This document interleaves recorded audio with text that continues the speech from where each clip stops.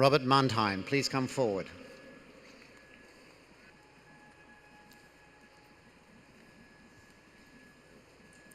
You have had a distinguished law career and an extraordinary record of service to education and civic and cultural life. In every role, you have demonstrated a firm commitment to integrity and ethics, professional and corporate responsibility, and principles of governance.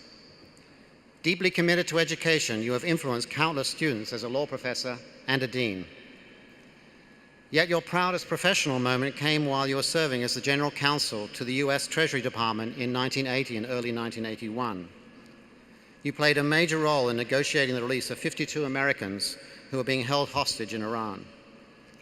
Few people have the chance to play such a direct and important part in securing others' freedom. Yourself, a refugee from Nazi Europe, you have a special connection to the New School's historic period as the university in exile, a safe haven for European scholars fleeing oppression.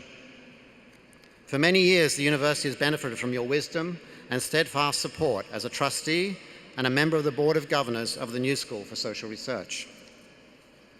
Many other educational and civic organizations have also benefited from your leadership, and among the many ways in which your contributions have been recognized, you received Germany's highest individual honor, the Officer's Cross of the Order of Merit, in part recognizing your time as the president of the American Academy in Berlin.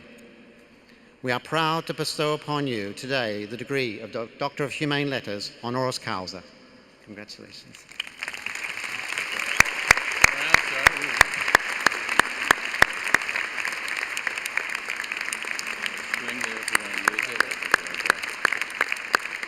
Step over to the right, get a photo first.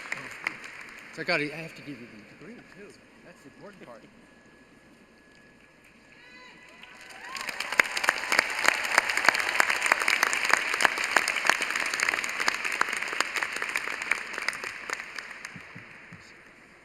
Thank you very, very much. I must say that when I was first asked would I come to the Ash Stadium, that I was being asked to play a little tennis with the provost and have a chance to show off my backhand. But I'm enormously pleased and proud and grateful to receive this honorary degree. It is particularly meaningful to me to be recognized by the New School, the home of the university in exile. This university was a refuge for Jewish scholars in the 1930s.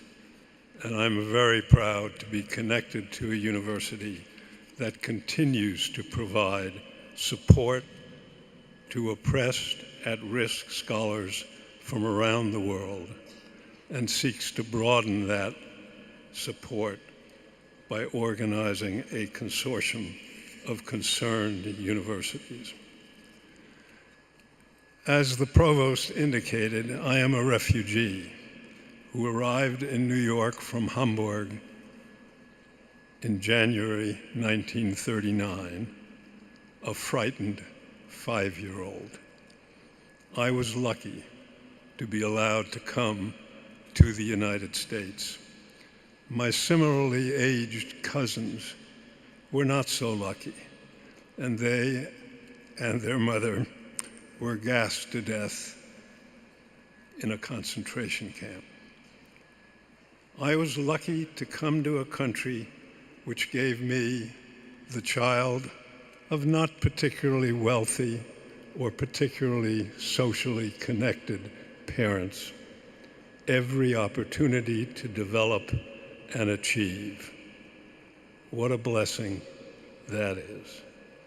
And I think about the many people today who are threatened, oppressed, or severely disadvantaged, and look to the United States as a land of hope and opportunity. We must all remember that this is a country of immigrants.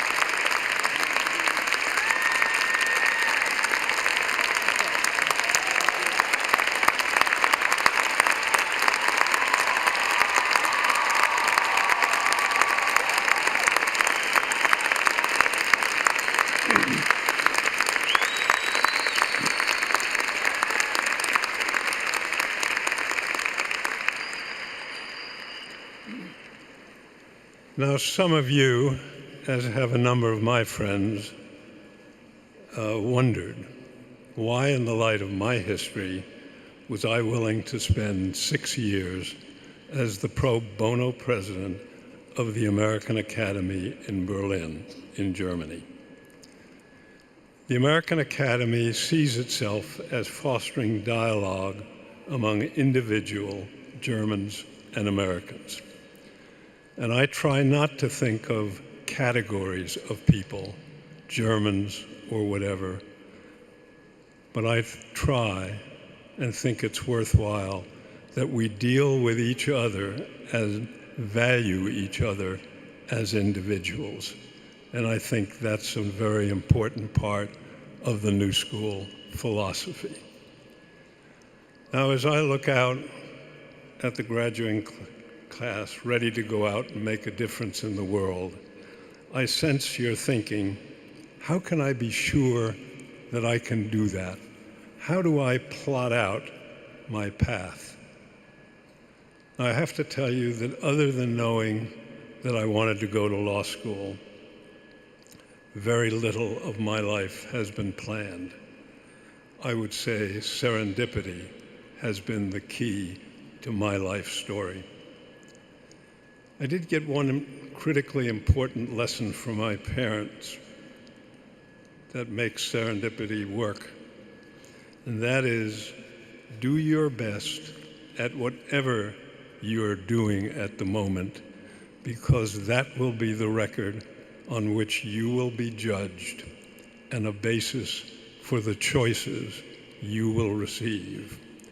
Your hard and often challenging work in making it to graduation today is part of the record you have built as you look to the future.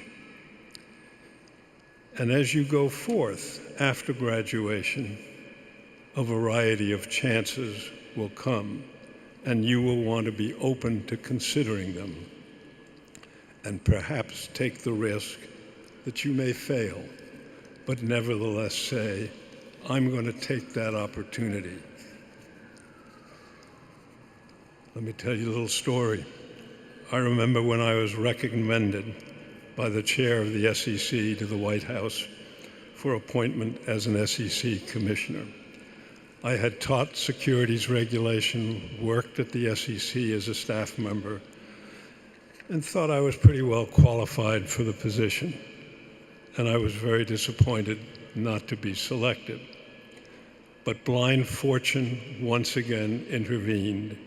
A few weeks after that disappointing news, I received a call from the Deputy Secretary of the Treasury asking if I would be interested in being the General Counsel of the Treasury. That was a much broader job, as it turned out, than the SEC Commission.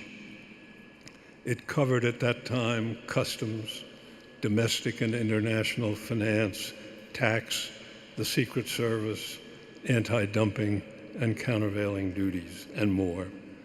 And for much of those areas, I really had no or very little experience. In addition, for a person who had only managed himself, I would have 1,100 lawyers for whom I was responsible. It was daunting, it was risky, challenging, but ultimately hugely rewarding. Although at the beginning I wondered, can I really do that job?